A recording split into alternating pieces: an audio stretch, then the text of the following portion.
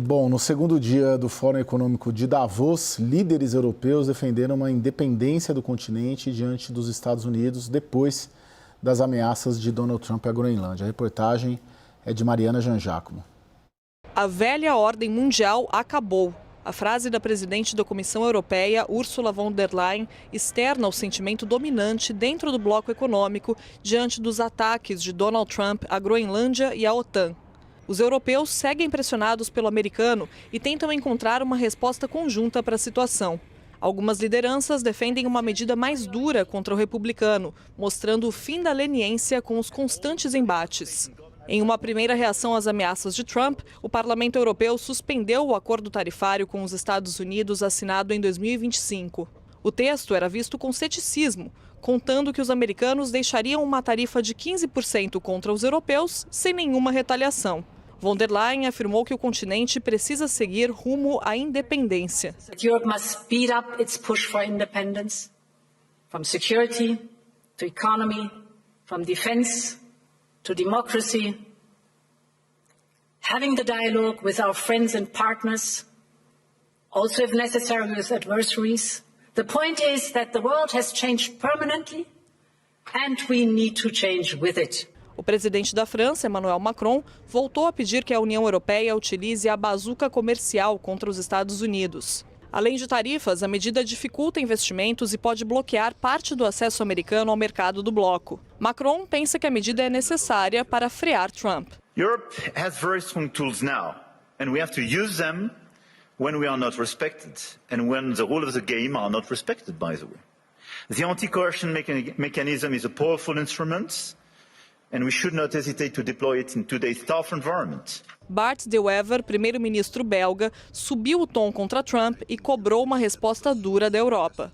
Until now, we tried to appease the new president in the White House, but now so many red lines are being crossed that you have the choice between your self-respect. Being a happy vassal is one thing, being a miserable slave is something else. Ao longo do balanço do primeiro ano desse segundo mandato, Trump manteve um tom enigmático sobre o futuro da Groenlândia e das relações com a Europa. Ele demonstrou duvidar de reações mais duras dos países europeus e afirmou que encontrará uma solução que deixará os Estados Unidos e a OTAN felizes. Mais cedo, Trump vazou uma troca de mensagens com Emmanuel Macron. Na conversa, Macron diz que não entende o que Trump está fazendo em relação à Groenlândia e convidou Trump para uma reunião do G7 seguida por um jantar em Paris. Posteriormente, Trump disse que recusaria o convite porque Macron não estará no cargo por muito tempo, já que a França terá eleições no ano que vem e ele não pode concorrer. Trump também publicou imagens geradas por inteligência artificial, no qual ele apresenta um mapa para lideranças europeias em que Groenlândia e Canadá estavam anexados aos Estados Unidos. Em outra imagem, junto do vice-presidente americano J.D. Vance e o secretário de Estado Marco Rubio, Trump finca uma bandeira americana na ilha. Com as idas e vindas, Trump mantém na instabilidade sua principal arma, mesmo contra aliados, e deixa a porta aberta para qualquer possibilidade frente à Groenlândia e as relações com a Europa e com outros membros da OTAN. Bom, e hoje Donald Trump completou um ano de retorno à Casa Branca, né? E ao longo desse período tomou diversas decisões polêmicas na política externa e interna americana. A gente preparou aí um material com as principais questões deste ano de mandato de Trump. Ali estão. Um ano do retorno de Trump. Política migratória, o avanço do ICE em caçada aos imigrantes, tarifaço global, os Estados Unidos iniciando 2026 com o maior nível de tarifas em 96 anos, execuções no Caribe, diversos ataques contra navios na região, a captura do Maduro, a operação americana ali que capturou o ditador americano, ataque às instituições, o Trump perseguiu universidades, imprensa e o Fed também. Além disso, perdões presidenciais, né? O Trump libertou invasores do Capitólio, que ocorreu em 2021, Israel e Irã, aliança com israelenses e tensão com os iranianos, o caso Epstein, o governo travando a publicação de arquivos sobre o tema, Ucrânia e Rússia, né? A guerra da Ucrânia contra a Rússia, as críticas a Zelensky, o encontro com Putin e o plano de paz russo. E a saúde pública ali, a caça às vacinas e o fim da USAID. Vamos lá, Clifford, 1 ano de Trump. Os Estados Unidos e o mundo aguentam mais 3 anos de Trump? É uma ótima pergunta, né? Mas eu falaria o seguinte, sabe? Trump está numa situação frágil nesse momento. Eu acho que nós temos que levar isso em conta. Obviamente, olhando para essas questões de política externa, o Trump está se mostrando, sabe, o poder dos Estados Unidos assim, mas internamente, de forma doméstica, assim, a agenda interna, assim, ele está numa situação frágil. A aprovação dele fica em torno de 42 pontos. Não é um desastre, mas não é nada forte, mas vem caindo ao longo do tempo, vai cair mais, em minha opinião. A gente vai ficar por volta do ponto de inflexão, que é 40 pontos, por volta de junho, por aí. A grande questão é por quê? Por causa da economia, especificamente, assim. Mais ao ponto, por causa a questão do custo de vida. Os americanos estão preocupados sobre essas questões. Custo de vida, inflação, habilidade, dar jeito, assim. Essas são as preocupações principais. Essas são as razões que os americanos vêm criticando sobre ele. É por causa disso que a aprovação dele vem caindo, vem enfraquecendo. E, finalmente, nós temos eleições em novembro, os midterms, né? As eleições do Congresso, que essa questão de custo de vida, questões relatadas assim, pesa de forma negativa contra ele e os republicanos. Então, mesmo assim, ele está se mostrando fora dos Estados Unidos assim, mas dentro assim ele está numa situação frágil. Ô Maurício, vamos explorar isso, né? Tem permeado ali essas leituras de 1 ano de Trump. O que justifica? Se tudo que a gente viu, pelo menos na tela que a nossa equipe apresentou, nas explicações do Clifford, apontam para uma perda de popularidade, salvo engano, de 10 a 12 pontos, né, em 1 ano, em relação ao que ele foi eleito. Mas por que ele mantém isso? Né? Por que ele não revê essa estratégia? Por que ele não olha mais para dentro do eleitor americano, que é o que vai analisar se esse governo republicano vai continuar ou não, que é o que vai ter as eleições de meio termo? Qual o cálculo político ele está fazendo? Bem, Caio, assim, entender a cabeça do Trump acho que extrapola um pouco de conhecimento, tá? Mas eu vou aqui, concordo com o Clifford. Ele é um presidente que perdeu popularidade porque ele está negligenciando um dos principais fatores que ele foi eleito, que foi justamente a gestão da economia. Perdeu popularidade e um dos itens talvez que vocês possam explicitar aí melhor aí na tela de vocês, porque ele também fez uma massiva demissão de funcionários federais. Isso tem um efeito nacional também. Perdeu popularidade, porque a maneira com que ele está lidando com a imigração é bem diferente do que ele pregou na campanha. Ele pregou na campanha essencialmente que ia deportar imigrantes que estivessem envolvidos diretamente com crimes. Obviamente não está acontecendo isso, ele está perdendo popularidade entre latinos e hispânicos que votaram nele. Então, e ele também sofre obviamente de um mal global que a gente vê em vários lugares, que o teto de popularidade dele já era baixo em função da polarização. Não parece, mas a eleição foi muito apertada em 2024. Então, ele já tinha um teto de popularidade baixo, assim como o Biden tinha, e está negligenciando os principais fatores que ele foi eleito, né? Obviamente que várias questões ainda caem na polarização. A gente tem uma diferença enorme da leitura que republicanos têm sobre o governo Trump e democratas têm sobre o governo Trump. O que ele tem perdido constantemente e consistentemente é entre os independentes, que obviamente, como foi mencionado aí pelo colega, que eu concordo plenamente, isso já vai ter uma dificuldade enorme nas midterms. O problema é que eles estão mudando a regra do jogo, e o Trump está mudando a regra do jogo em várias dimensões, né? Ele está testando as instituições americanas, e aí, Caio, eu acho que talvez seja o legado mais complexo de se avaliar nesse momento, porque ele está testando as instituições americanas em todas as suas instâncias, está testando o judiciário, está testando o Congresso, está testando a imprensa, está testando as universidades, está testando a ciência, está testando a diplomacia também, e acho que o impacto é difícil a gente medir agora, mas os Estados Unidos certamente não vão ser encarados pelo mundo da maneira que eram antes. A gente vai ter uma perda de credibilidade, a gente tem isso parcialmente refletido já nas curvas de juros do Tesouro Americano, né? Então, assim, o custo disso a gente não consegue medir porque a gente está passando por esse momento, mas o custo de credibilidade dos Estados Unidos perante o mundo não vai ser o mesmo. As instituições americanas elas não estão respondendo à velocidade com que o Trump cria fatos diariamente, semanalmente. A semana passada a gente estava discutindo o Federal Reserve, essa semana está discutindo Groenlândia, na próxima a gente vai estar discutindo o quê? Então, assim, eu acho que isso é imensurável. A perda de popularidade é uma coisa bem concreta, mas essa confiança talvez seja um legado que a gente vai ter que acompanhar, porque não vai passar despercebido essa perda de confiança nas instituições americanas. E aí, Lourival?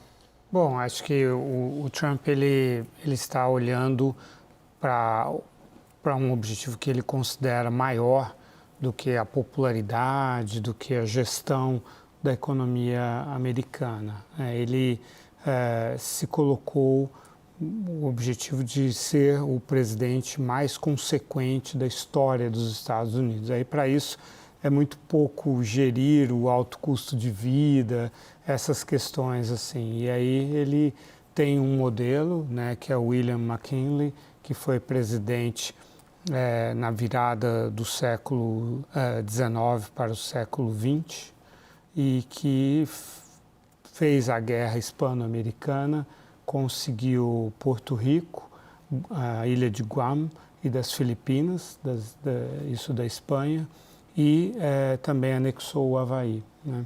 Então, ele expandiu o território americano para o Pacífico e no próprio Atlântico, com Porto Rico. Então, o Trump olha para a Groenlândia, assim como já olhou para o Canadá, como oportunidades para mudar a geografia dos Estados Unidos e do próprio mundo. Ele quer ter uma marca na história que seja realmente algo muito expressivo. Você vê isso desde o primeiro mandato, ele chegou a se comparar com Abraham Lincoln, né?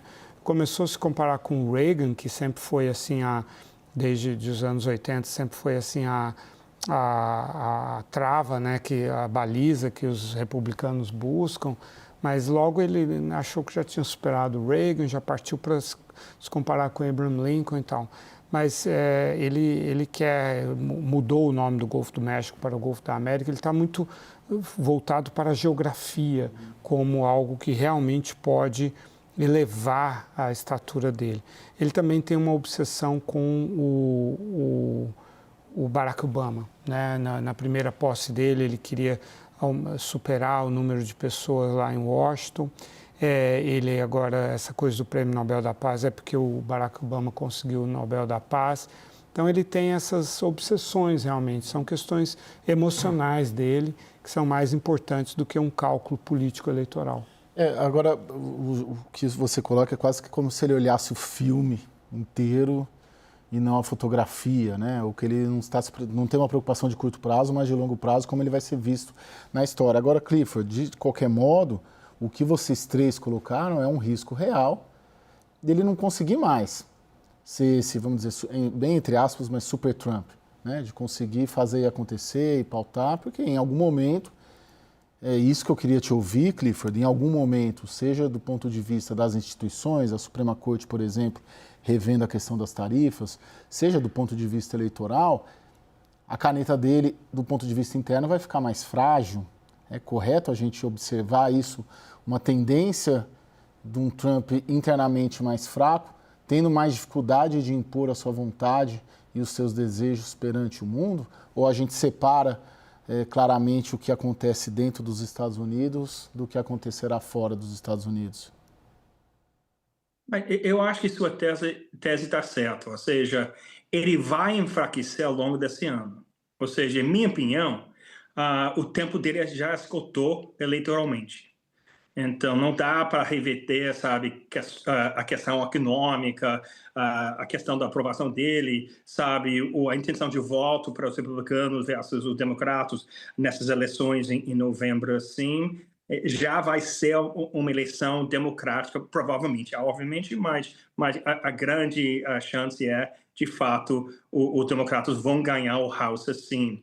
Eu imagino, enquanto ele está enfraquecendo assim, ele fica frágil, politicamente assim, ele vai usar os músculos dele, sabe, no cenário global como nós estamos vendo agora. Faz todo sentido. São as variáveis sobre que ele tem controle. Eu só adicionaria mais um ponto. O Lorival fez um ponto muito importante, mas eu quero adicionar assim. A gente está vendo, se você olhar para a conversa na mídia social, essas intervenções, sabe, lá fora, vamos pegar a Venezuela, por exemplo, muda no curtíssimo prazo a conversa nos Estados Unidos. Ou seja, logo antes da intervenção na Venezuela, todo mundo está falando sobre o quê? Epstein, Epstein, Epstein. Logo depois, Epstein sumiu. Esse assunto sumiu. Então, no curtíssimo prazo, tem um efeito positivo. Talvez não seja, sabe, a razão principal em fazer essas coisas, em empurrar essa agenda assim, agenda de política externa assim, mas ajuda ele.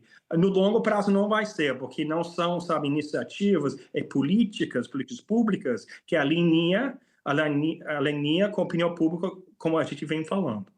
Ô Maurício, especificamente hoje, para pegar o assunto do dia, o assunto da semana, né, em relação a essa política externa do Trump, como que você sente que a opinião pública americana está reagindo? Ela consegue observar esses movimentos do Trump em relação à Groenlândia e esse confronto com a União Europeia, desviando de assuntos como o que o Clifford coloca, por exemplo, caso Epstein, mas eventualmente de outros assuntos?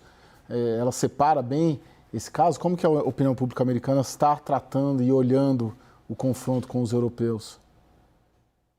Bom, três coisas, Caio. A primeira é que vocês sabem que o Trump é talvez o maior comunicador político da era moderna, né? Porque ele consegue pautar, a gente está falando dele incessantemente e está falando de coisa, de novidades, é sempre uma pauta nova.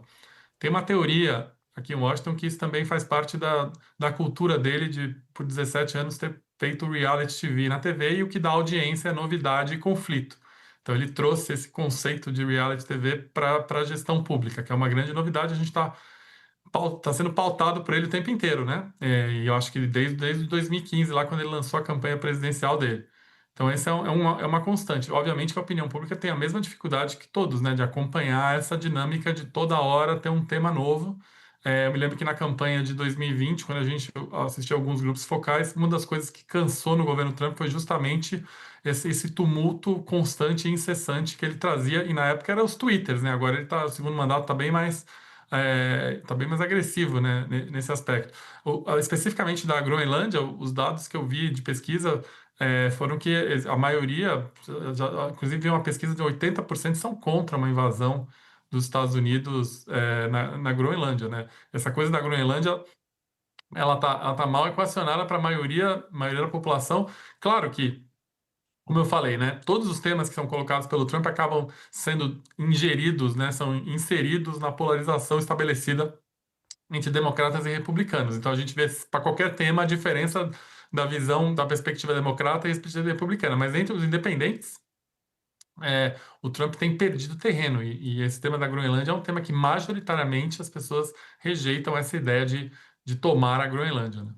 Ô Lorival, a Europa hoje ela reagiu até com altivez, assim, né? Hoje ela escalou ali, ela foi com bastante altivez, e eu fiquei com a impressão, pelo menos, que ela está disposta a eventualmente ter prejuízos do ponto de vista de fluxo de caixa, prejuízos comerciais, em nome da defesa do território e da OTAN e da manutenção da soberania.